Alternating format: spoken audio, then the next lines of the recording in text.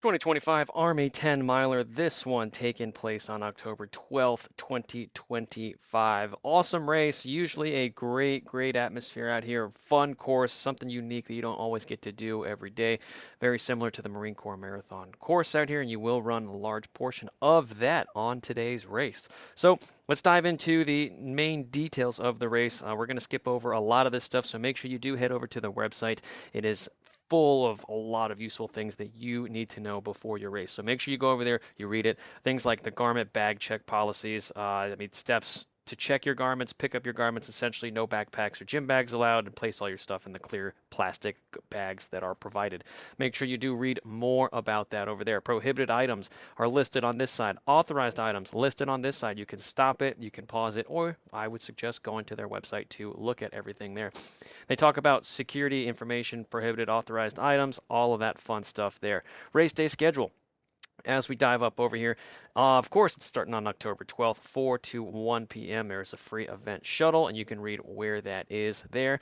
A lot of useful information there. The national anthem and the flyovers at 7:40 a.m. 7:50 wheelchair athletes and wounded warriors get the green light to start.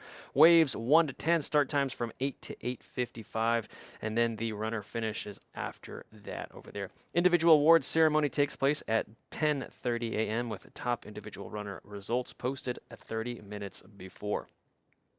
Wave start and scoring. Runners in waves 1 and 2 access their waves, or do have the ability to access their waves between 6:20 and 6:45 a.m. Runners in waves 3 to 10, they can access their waves between 7, 10, and 9 a.m. You can read more about that there. So let's dive into the course right here. This is our course right here. We're going to scroll up and scroll back down a handful of times, so just be prepared for that. Our start line is located right here by the Pentagon. You're going to run right by the National Cemetery over here. Awesome start. Very powerful start. And you're going to head all the way up to mile 2, which is where the first water station is going to be located. Diving up over there, you're going to come up over the bridge and you're going to hang a right through the Georgetown area there. You're going to have a nice little graded downhill for you right there, and you're going to dive all the way back in over here for our second aid station, taking place at about mile 4 1/4, 4.35, somewhere in there. We'll dive into a little bit more in a second. And then it's a pretty much a straight shot for the next couple of miles. You'll be able to see our nation's capital right along the National Mall right there. Doing a clockwise loop around the circle over here before you head back on yourself, taking a left-hand turn for our second to last aid station, our third one. This is located right before mile 7, and then you will zigzag your way over the bridge over there. And then you're going to hang a left for our last water station. That's going to be at mile, let's call it 8.75. And then you're going to zigzag your way across to the finish line over here. All of this stuff is finish. So there's going to be water stations over there. There's going to be aid stations, first aid, and spectator location right here to view, or not to view, but just to meet up with everybody.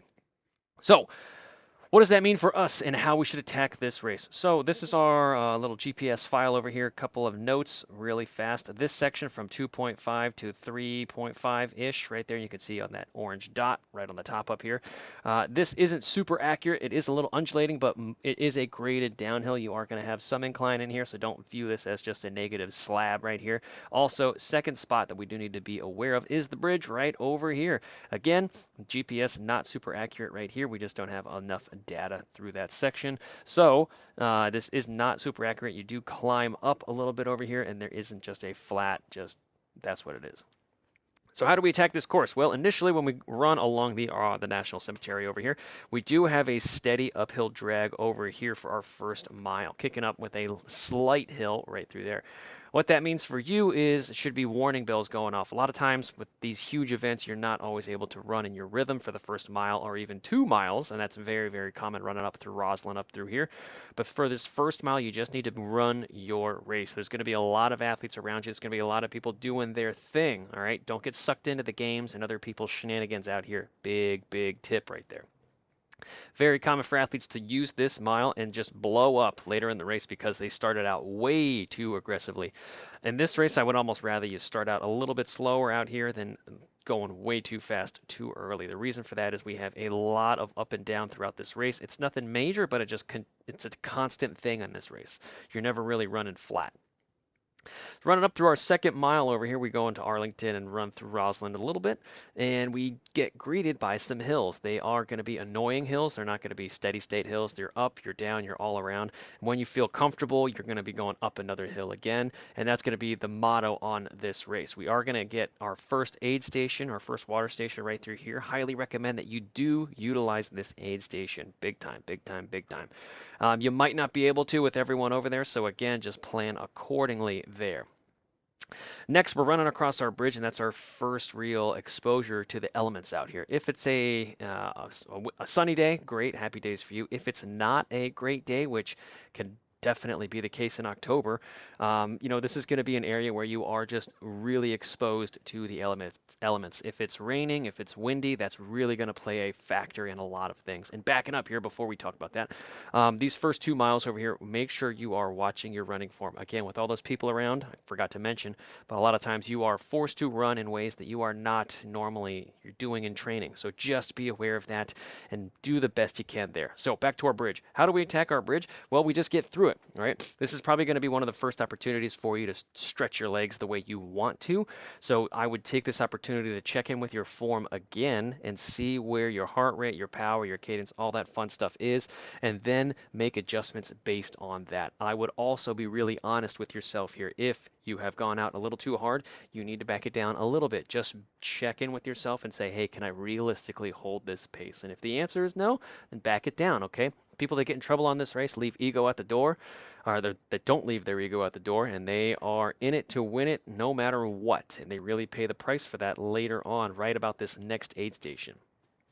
Backing up to mile 4 over here as we run through over here. This is a difficult section, not because of the terrain or anything like that, but a lot of people just forget how to properly run here. A lot of people forget their running dynamics, forget their running form, and they just go crazy over here. More of them see this as an opportunity to really, really bomb the downhill right here and just go for it. I would hesitate against that. Again, we do get greeted with a great little downhill, but it's not as steep as you want it to be. Also, it doesn't last as long as you want it either. So it's kind of a trick. A lot of people use that as a springboard, and before you know it, they're at mile 7, and they've totally overdone this section, which is another huge, huge, huge, not problem, but issue on this course for a lot of athletes. This hill right here where the aid station is at mile 4.7, this hill is notoriously not difficult, but this hill is kind of the precursor, and it's a good little check-in with yourself to see how you are realistically doing. You're about halfway through the race. A lot of people take this and they really motor up this hill, but this is often one of the first places where you start to get cramps or start to get the signs of cramps, and your form starts to deteriorate right here. So again, huge check-in with yourself there. After we proceed over here, this is a really, really fun place. Usually a lot of people around over here. This is kind of where the cherry blossoms are as well. Shout out to them. Uh, and it's another area where you just get kind of exposed. We do have some open area right here, so if the wind is coming in from the south, it will whip right here. So just be prepared for that. If it's a rainy day, you are going to be crushed with rain right here, guaranteed. This hill right here, it is a little difficult, a little more difficult than you want it to be, but it doesn't last for a long period of time. It takes from 5.3 going up to 5.6. So a 0.3 mile hill, and I've talked about that for way too long, but it is another kind of precursor of how you're feeling and how you're doing. So a lot of people run up this second hill and say, oh, I'm just going to crush this, no big deal. And then they end up walking this section right here. This is one of the most important sections of our course right through here. We're undulating. We are slightly up and down. We are running right along the mall out there before we hook around that clockwise circle right there, and we head back on ourselves and we steadily climb out of the mall. Aid station is going to be located right over here about mile 7, maybe slightly before. So that is a great opportunity for you to take on some fluids, because this is one of the biggest keys of the course right through here where we cross back over into Virginia. This bridge is it's a tough one. Even though the elevation isn't terrible, again, you're exposed to the elements. If it's a sunny day, it's going to be hot out there. If it's a windy day, you're going to really feel that out here. And a lot of people overdo the bridge or just get crushed by the bridge. You might feel that I'm not going to say that, but it this is a great opportunity for you to kind of throw your last real big surges. This is where you can kind of start that if you're feeling good. A lot of people wait until about this point right through here, about mile 9.7 to throw their surge in. So I would recommend doing that right through here if you are feeling good. That will give you about 2.5 miles to kind of, put the hammer down. And if you've saved up a little bit, you should be mowing people down there. Now, climbing out over the bridge over here, there is a slight hill that you do have to encounter, and that will definitely hit the legs a little hard. Again, you should be able to run how you want to run. There should be a lot of room out here for the most part, depending on where you are in the race. And this is going to be a tough section. You are going to be hit with some spectators right through here, and that's going to be a nice boost to the old confidence or just the morale to get you to the finish line. From here, it's 1 mile left, and we are up and down the entire time again, so that you do have to work up to that finish line. That is the Army 10 miler. Another big tip I will give you is to constantly check in with yourself. I've said it a bunch of times, but this is a race where you have a lot of people flying for those first 5 miles, and then a lot of people just absolutely suffering, especially when they cross this bridge right here.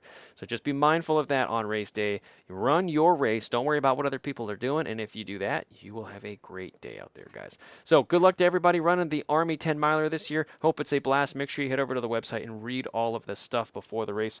Lots of useful tips and things that you need to know before the race. Good luck, everybody.